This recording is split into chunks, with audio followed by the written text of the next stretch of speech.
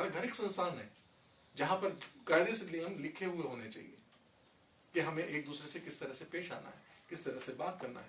यदि माँ बाप ही शॉर्ट टेम्पर हैं, गुस्सा ज्यादा करते हैं, तो बच्चा वो कहता है हाँ मुझे ऐसे ही प्रतिक्रिया देनी है, तो वो हर बार ऐसी ही प्रतिक्रिया देना शुरू करेगा। और आप जैसा शब्द, इतना सम्मानजनक हिंदी भाषा का हमारा आप है कि हम लोग बचपन से हर एक को आप कह के संबोधित करते हैं। शायद आपने सुना भी होगा, बहुत कम लोग आजकल ऐसे हैं जो आपका शब्द का यूज करते हैं।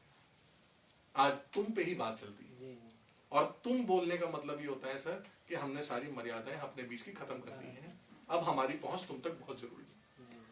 तो अगर घर पे बनाना चाहें नियम, तो सबसे बड़ा आसान ये है कि आप एक दूसरे को, चाहे छोटा हो चाहे बड़ा हो, आप कह के बोलना शुरू करें। क्योंकि जब आप नकारात्मक में आएंगे, गुस्से में आएंगे, तो सबसे पहला काम ये होगा साहब कि आपके मुंह से आप छूट करके तुम निकलेगा, और ये तुम जब निकलेगा तो ये आपके लिए एज अ अलार्म होगा कि स्थिति बिगड़ने वाली है। अच्छा सर, स्थितियां बिगड़ती रहती हैं और समाज जो है भटकता रहता है जी। ये स्थितियां अगर ना आए, इसके लिए भी कुछ करना चाहिए, ताकि मतलब इससे जो है और लोगों को जो है नुकसान ना पहुंचे। हाँ यकीनन इसके लिए जागरूकता बढ़ानी पड़ेगी सर। जिस मिशन पे हम लगे हैं, यकीनन इसी तरह से जागरूकता बढ़ानी पड़ेगी। आज बहुत सारी चीजों को लेकर के देखिए कैंपेन चल रहे हैं, बेटी बचाओ बेटी पढ़ाओ, लोगों को पढ़ाओ बढ़ाओ, कोरोना को लेकर के स्वच्छता का अभियान, सुरक्षा का अभियान। तो इसी तरह का अभियान चलाना आज की तारीख में बहुत जरूरी है मानसिक स्वास्थ्य को लेकर। कोरोना सर एक बहुत बड़ी महामारी लेकर आया है, और महामारी नहीं, वो बहुत बड़ी बीमारी भी है जी। और साथ में जो मानसिक संतुलन है लोगों ने उस टाइम बहुत ज्यादा उन लोगों का खराब हुआ है, आर्थिक स्थितियां खराब हुई है, और अब जो है बहुत सारे लोग जो है तनाव से ग्रसित हैं जी। तो उन लोगों के लिए आप क्या कहना चाहते हैं, किस तरह से ठीक किया जा सकता है? मैं सबसे पहले तो ये कहना चाहूंगा कि सर जो हमारी परिस्थिति थी समाज की, वो बहुत बुरी पहले से हो चुकी थी। कोरोना ने आके सिर्फ इल्जाम अपने ऊपर ले लिया है, सिर्फ नाम कोरोना का हो गया है, बाकी हमारे सब घर में, लोगों में, माहौल में परिस्थितियां पहले से बहुत दुर्भाग्यपूर्ण हो चुकी थी। बल्कि कोरोना के आने से यकीन आप कहें कि कुछ लोग जो संगठित हो गए, परिवार संगठन में आ गया, एक साथ जुड़े हैं कई लोग, उनको जीवन मूल्य पता चला, जो फिजूल खर्ची थी वो बंद हो गई, लोग कम में गुजारा करने लगे, एक दूसरे के साथ जुड़ने लगे। तो हमें ये देखना चाहिए कि इस परिस्थिति में हमारे लिए अच्छा क्या हुआ। हमने उस अच्छी चीजों को छोड़ करके दोषारोपण करा, कोरोना कोरोना कोरोना, और ये कोरोना से उतने लोगों को नुकसान नहीं हुआ जितना कि कोरोना के डर से हुआ है।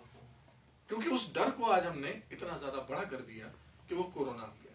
आपने कोरोना नहीं देखा है, मैंने कोरोना नहीं देखा, यदि मैं आपसे कोरोना बोलता हूं तो आपके दिमाग में एक गोल सी छवि आती है, गेंद जैसी, जिसके कांटे कांटे टाइप होते हैं, क्योंकि ये चिपकाया जा रहा है। ये ऐसे मूल्य, ऐसे बिलीव हमें दे रहे हैं बाहर समाज से। आपको भी नहीं पता कोरोना से, अगर आप स्वस्थ हैं, आप आज तक स्वस्थ हैं, आपको कोरोना ने छुआ भी नहीं, तो आप गलत सोच रहे हैं। यकीनन कोरोना आपके पास भी आया होगा, आपसे छू के गया होगा, सिर्फ आपकी दिनचर्या इतनी अच्छी थी कि आपका इम्यून सिस्टम अच्छा था, आपकी सेहत अच्छी रही कि कोरोना आपको इतना नुकसान नहीं कर पाया जितना कि उन लोगों को करा जिन्होंने अभी तक अपने स्वास्थ्य को इतना ध्यान नहीं रखा। और कोरोना के वायरस से लोग इतना परेशान नहीं हुए हैं जितना उसके डर से। बीमारी उसके डर से आई है लोगों पे।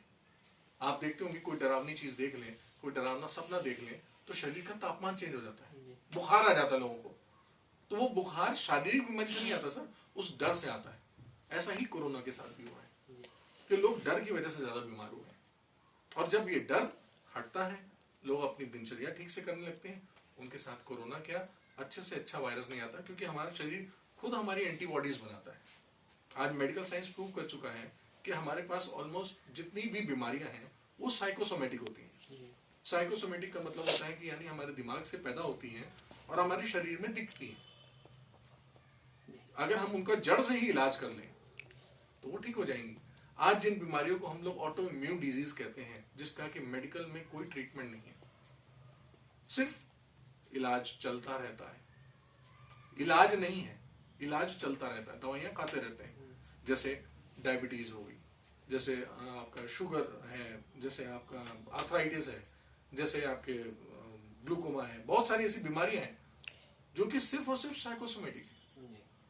वो आपके शरीर में अकर हुई हैं सिर्फ आपके विचार की वजह से। आपने इतिहास में बहुत सारे ऐसे केसेस पढ़े होंगे जिन पेशेंट को कैंसर जैसी बीमारियां थी, जो लास्ट स्टेज में थे।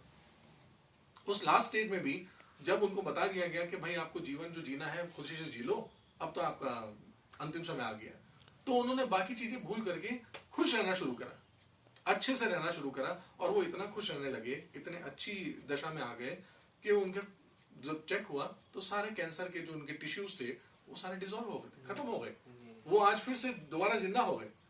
तो ये सारी चीजें हमारी बीमारी सोच से आती है। और हम आज इस तारीख में बहुत नसीब वाले मानते हैं कि हम ऐसे कई लोगों का इलाज करवा चुके हैं, कई लोगों को मदद कर चुके हैं। कुछ ऐसे इंसिडेंट हमारे पास जिन लोगों की शुगर के साथ उनकी आंखों में मोतियाबिंद भी था, 400 की शुगर होने के नाते उनके पास कहीं भी ऑपरेशन नहीं हो पा रहा था, तो वो बहुत सारे इलाज करा रहे थे, साथ में इंजेक्शन भी लग रहे हैं, बीमारियां चल रही हैं, लेकिन वो अब दिखना भी बंद हो रहा था। तो हमने उनके साथ थेरेपी में काम करा। आज वो उनकी शुगर 220 मेंटेन है और उनका ऑपरेशन हो चुका है, आज वो दोनों आंखों से देख रहे हैं। तो इस तरह की बीमारियां हम लोग हटा सकते हैं। डॉक्टर साहब, लाइफ को सेटल करने का जो है एक मानसिक संतुलन बहुत जरूरी है जी। कि अगर लाइफ सेट करनी है तो मानसिक संतुलन रखना जरूरी है, मानसिक तौर पर आपको स्वस्थ होना जरूरी है, स्वस्थ रहना बहुत जरूरी है। लेकिन जो आज के समाज में जैसे जगह जगह इस चीज के लिए दुकानें भी खुली हुई जी, कई जगह नशा मुक्ति केंद्र भी खुले, जी। लेकिन उनमें अक्सर सुना जाता है कि उनमें जो है जो नशा करने वाला व्यक्ति है उसको प्रताड़ित किया जाता है, उसको जो है तमाम तरह से परेशानियां दी जाती है। क्या ये इसका जो है समाधान है? सर बिल्कुल, आपने जो शब्द बोला दुकानें, यकीनन हम उसका समर्थन करते हैं कि तो दुकानें ही खुली हैं।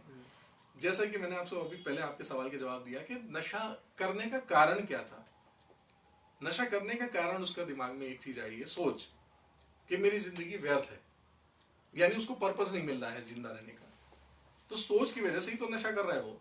आप उसको शारीरिक जितने भी कष्ट दीजिए, मारिए, पीटिए, बांध के रखिए, जैसे ही खुलेंगे वो फिर वो बहाना ढूंढेगा जिससे उसको अपना जीवन खत्म करना। तो जैसे ही आपने उसका परिचय दिया वो बदल गया। मैं आपसे अभी शेयर करना चाहूंगा, पिछले महीने का ही हमारा एक किस्सा है। हम एक संस्था में ट्रेनिंग दे रहे थे और हमारे उस स्टाफ ने बोला कि हमारे बीच एक भाई साहब हैं जो कि कंटिन्यूअस शराब पीते हैं, और वो उस वक्त भी वहां ट्रेनिंग में बैठे थे तो शराब के नशे में ही थे। उनको छुड़वाने के लिए हमने वहां से कुछ उनकी बातें सुनी, उनका कारण समझा, और जब हमने उन पर थेरेपी करी तो हमारी ट्रेनिंग के आखिरी दिन उन्होंने खुद खड़े होकर के आंसू बहाए, हमारे पैर छुए और लोगों को बताया कि मैंने अपने घर की सारी शराब की बोतलें तोड़ दी हैं, आगे से मैं कभी नहीं पीऊंगा। मैं ये बता देता हूँ कि जो भी कोई नशा करता है उसके दो कारण होते हैं साहब। पहला वो होता है सैडिस्ट पर्सनालिटी का, यानी एक पर पीड़ा अधिकारी होता है, वो किसी दूसरे को कष्ट दे करके खुश होता है। इस तरह की प्रवृत्ति वाले लोग होते हैं जो किसी को मारते हैं, बलात्कार करते हैं या पीटते हैं, कोई भी ऐसी चीज।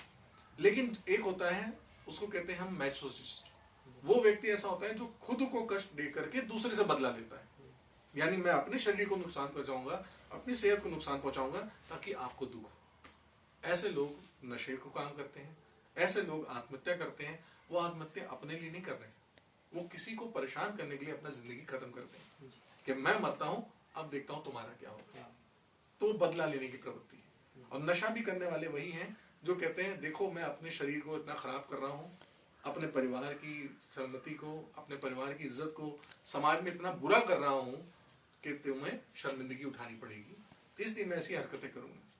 जो रेप करने वाला व्यक्ति है वो भी इसीलिए कर रहा है क्योंकि वो चाहता है कि मेरे परिवार का नाम खराब हो, मेरे साथ वाले का नाम खराब हो, या मेरी वजह से उनको शर्मिंदगी उठानी पड़े। तब वो इस तरह की हरकतें करता है जिससे उसको शर्मिंदगी लेनी पड़े, अन्यथा वो ऐसे काम नहीं करेंगे। डॉक्टर साहब, आप एक स्पेशल थेरेपी दर्शकों के लिए जो है जी बताना चाहते हैं? जरूर, मैं ये बता सकता हूँ कि जिस थेरेपी में हम लोग काम करते हैं ये NLP कहलाती है। इसको कहते हैं न्यूरो लिंग्विस्टिक प्रोग्रामिंग, यानी अपने दिमाग की भाषा को आप प्रोग्राम कर सकते हैं। मैं दर्शकों से अनुरोध करना चाहूंगा कि जो लोग अभी मेरे साथ जुड़े हुए हैं, जो मुझे देख पा रहे हैं, सुन पा रहे हैं, वो अभी इसी वक्त अपनी अनचाही याद, अनचाही घटना से, उसमें जो भी पीड़ा मिलती है वो उससे छुटकारा पा सकते हैं। आपको कुछ नहीं करना है, हमारी थेरेपी में आपको वो घटना बताने की जरूरत भी नहीं होती है। आप सोच सकते हैं सर कि जो रेप विक्टिम लड़कियां होती हैं जिनसे पूछा जाता है ये घटना क्या होती है, कैसी होती है, जब हम उनके साथ ये थेरेपी करते हैं तो उनको वो घटना बताने की जरूरत नहीं होती। तो यकीनन ये इस तरह से नहीं होता है कि उनका हम सच में फिर से खुले दे रहा हूँ और उनको राहत मिलती है। तो मैं दर्शकों से कहना चाहूंगा कि जो लोग भी अभी मुझे देख रहे हैं, सुन पा रहे हैं, आप अपनी उस एक घटना को याद कीजिए जो घटना आपको परेशान करती है। लेकिन आप सबके पास कोई ना कोई घटना है, और वो घटना इस समय एक वीडियो के फॉर्म में है, यानी एक चलती हुई मूवी की तरह से है।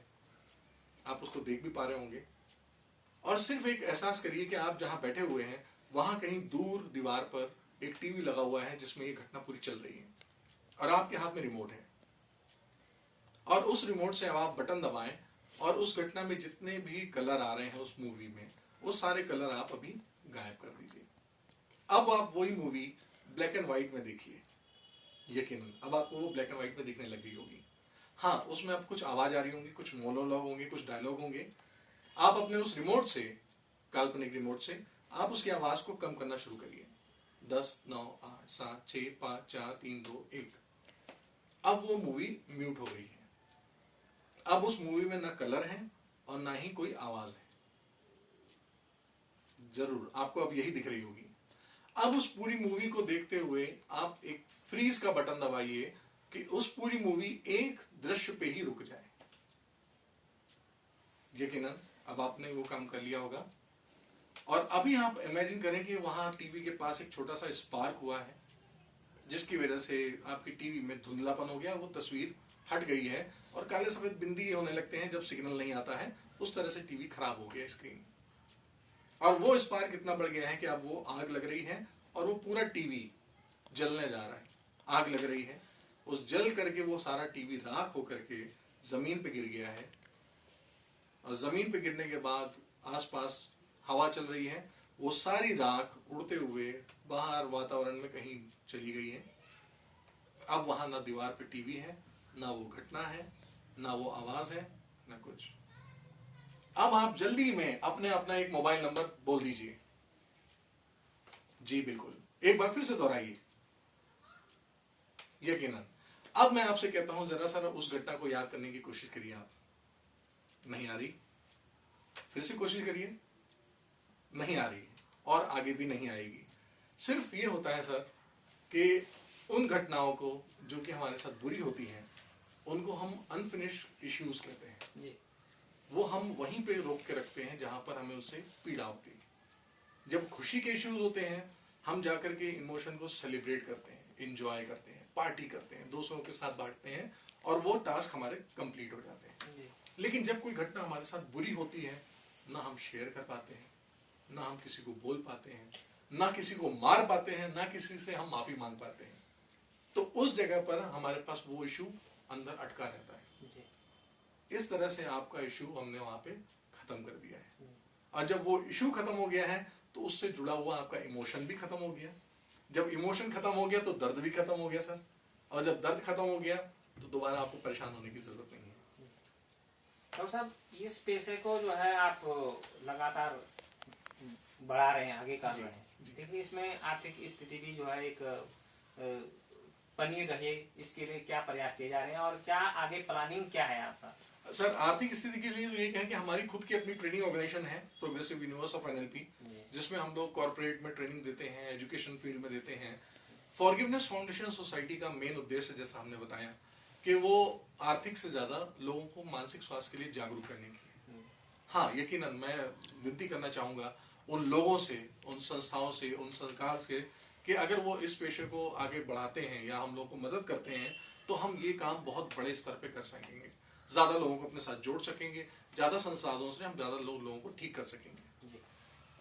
और सर अंत में ये जानना चाहेंगे कि जो लोग मानसिक रोग से ग्रसित हैं जी, और जो मानसिक रोग को मानसिक रोग नहीं समझते हैं, जी, मन का रोग नहीं समझते, बिल्कुल, या रोगी नहीं समझते हैं, जी हाँ, उनके लिए आप क्या कहना चाहते हैं?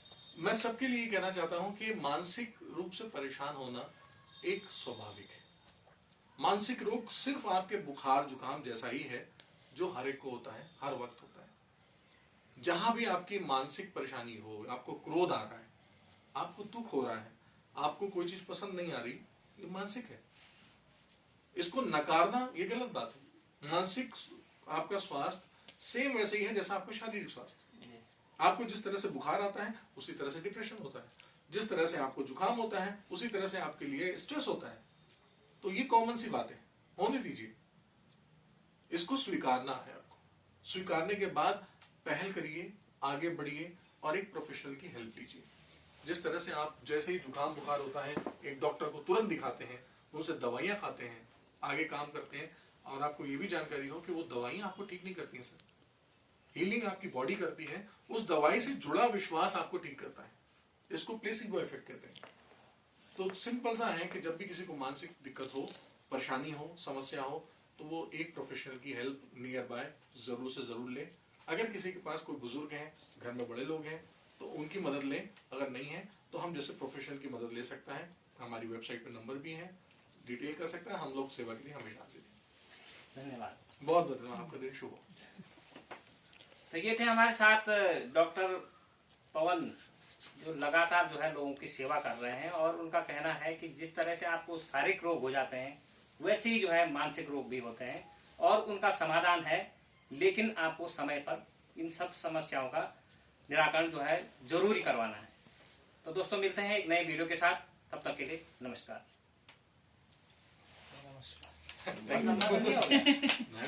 अरे आप बोलो तो 5 दिन तक कर लेंगे। 29 मिनट का हुआ, 29 मिनट 26 सेकंड। बहुत बढ़िया।